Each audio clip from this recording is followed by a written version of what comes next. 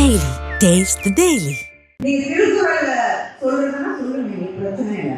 ஆனா தயவு செய்து பட்ஜெட்ல அதோட நிறுத்தாதீங்க. தமிழ்நாடுங்கிற பேர் இந்த பட்ஜெட்ல ஒரு இடத்துல கூட உச்சரிக்கப்படவில்லை. நிதி கிடைக்குதா? இங்க இருக்கக்கூடிய சகோதரிகள், நான் ஒன்னே ஒண்ணு சொல்ல விரும்புறேன். நீங்க போய் பிரச்சாரம் செய்யும் போது, முக்கியமாக கிராமப்புறங்கள்ல போய் பேசும் பொழுது, அங்க இருக்கக்கூடிய நான் என் தொகுதிக்கு போகும்போது, இங்க இருக்கக்கூடிய எல்லாருமே தொகுதிக்கு போகும்போது என்ன கேட்பாங்க, 100 நாள் வேலை என்னமா ஆச்சு, வேலை கிடைக்கலையே, சம்பளம் ஏறலையே அப்படின்னு பல இடங்களிலே கேட்கக்கூடிய கேள்வி, நியாயமான கேள்வி. பட்ஜெட்ல இப்ப நான் கேட்கிறேன், உங்க வீட்டுல ஒரு பட்ஜெட் போடுறீங்கன்னு வச்சுக்கோங்க, நீ என்ன பண்ணுவீங்க? இந்த வருஷம் பட்ஜெட் இந்த மாசம் பட்ஜெட் போடுறீங்க, ஒரு செலவு வருது, காய்கறின்னு வச்சுக்கோங்க, 1000 ரூபாய்க்கு இந்த மாசத்துக்கு காய்கறி வாங்க. யாராவது 2 பேர் படிக்கிறதுக்கு பிள்ளைங்க உங்க சொந்தக்காரங்க வீட்டுல இருந்து உங்க வீட்டுல இருந்து தங்குறாங்க. அந்த மாசம் என்ன ஆகும்? 1500 ரூபாய் காய்கறிக்கான பட்ஜெட் ஏறுது. 2 மாசம் பொறுத்து இது இப்படியேதான் இருக்க போகுது. நீங்க எப்படி இங்க பிடிச்சு அங்க பிடிச்சு குறைச்சாலும் முடியாது, வாங்கல வாங்கித்தான் ஆகும். என்ன பண்ணுவீங்க? 3ஆவது மாசத்துல இருந்து 1500 ரூபாவை எடுத்து வைப்பீங்களா இல்லையா காய்கறி வாங்கறதுக்கு? கேட்கிறமா? சொல்லுங்க, பதில் சொல்லுங்க. வைப்பீங்களா இல்லையா? இது நமக்கு தெரியுது. ஆனா நிதியமைச்சர் இந்த 100 நாள் வேலை திட்டம் ஒரு இருக்கு இல்லையா, அதுக்கு காசு கொடுக்கணும்.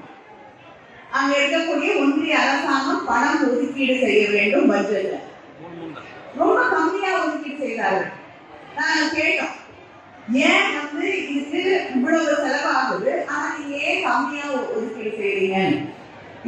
தேவை அதிகரிக்கும் போது நாங்க அதிகமாக பணம் தருவோம், இட் இஸ் டிமாண்ட் ட்ரிவன் என்று பதில் சொன்னாங்க. இல்ல, அமைச்சர் சொன்னாங்க, இங்க இருக்கக்கூடிய ரயில்வே பள்ளிக்கூடத்துல தான் படிச்சாங்க நிதி அமைச்சர்னு.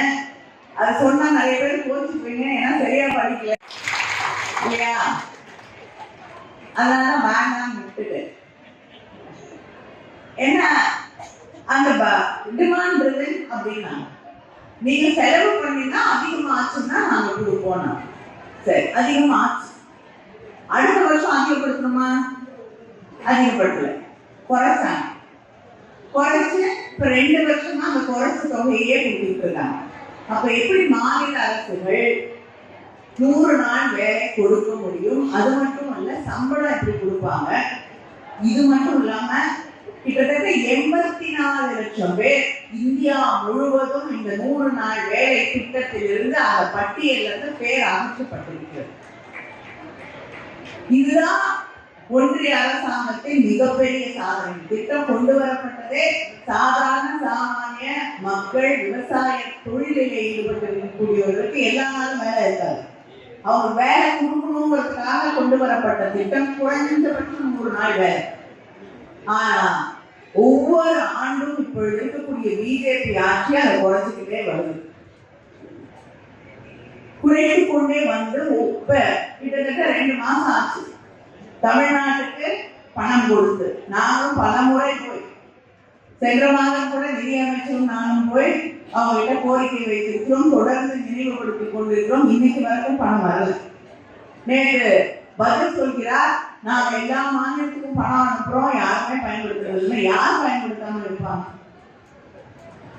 நமக்கு வர வேண்டிய கல்விக்கான தொகை, நம்ம வீட்டு பிள்ளைங்க நம்ம கிட்ட வரி வாங்குறாங்க, நம்ம வீட்டு பிள்ளைங்க படிக்கிறதுக்கு தர வேண்டிய 2000 கோடி ரூபாய்க்கு மேலான நிதி நம்ம ஹிந்தி படிக்கிறதுக்கு ஒத்துக்கலைங்கிற காரணத்துக்காக நிறுத்தி வைக்கப்பட்டிருக்கிறது. அதே போல் இந்த 100 நாள் வேலை திட்டம், ஊரக வளர்ச்சி திட்டத்துக்கு வர வேண்டிய பணத்தை இன்னும் தரவில்லை.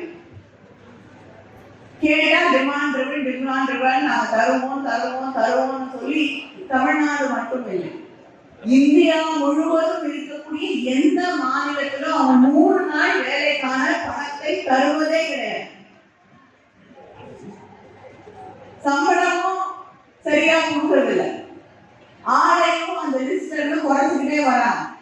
இதுதான் இன்னைக்கு ஊரக வளர்ச்சி திட்டத்துடைய நிலை குறைத்து அதை நிறுத்திவிட வேண்டும் என்பதுதான் அவங்களுடைய எண்ணமாக இருக்கிறது. இதை மாதிரி ஒவ்வொரு திட்டத்திலையும் நமக்கு இருக்கக்கூடிய பிரச்சனைகள், நிதி ஒரு திட்டத்தை துவங்கும் போது அவங்க 70%, நம்ம 30%, வருகின்றே நிதி சுமையை ஏற்றிக்கொண்டே வருவார்கள். அதே போல நம்ம கிட்ட இருந்து வரி வாங்கிக்கிறாங்க ஜிஎஸ்டின்னு, திருப்பி என்ன கொடுக்குறாங்க? நமக்கு கொடுக்கறத விட உத்தரப்பிரதேசத்துக்கு, எதுவுமே கொடுக்காத உத்தரப்பிரதேசத்துக்கு 4, 5 மடங்கு 8 மடங்கு ஜாஸ்தி பணம். ஆனால் தமிழ்நாட்டுக்கு ₹1 வாங்கினா 28 பைசா கூட சரியா கொடுப்பது. இப்படி தொடர்ந்து ஓரவஞ்சனை செய்து கொண்டிருக்கக்கூடிய ஒன்றிய அரசு இன்று தமிழ்நாட்டு மக்களுக்கு பிடிக்கவே இல்லை அப்படிங்கிறதுக்காக ஒரு தேர்தல் நாடகமாக நாங்க வேற இவங்க வேறன்னு அதிமுக பொய் சொல்லிக் கொண்டிருக்கிறது. பாதகம் செய்பவரை கண்டால் நாம் பயம் கொள்ளலாகாது பாப்பா. மோதி மிதித்து விடு பாப்பா, அவர் முகத்தில் உமிழ்ந்து விடு பாப்பா. அண்மை செய்திகளை உடனுக்குடன் தெரிந்து கொள்ள இணைந்திருங்கள் எம் நாடு தொலைக்காட்சியுடன்.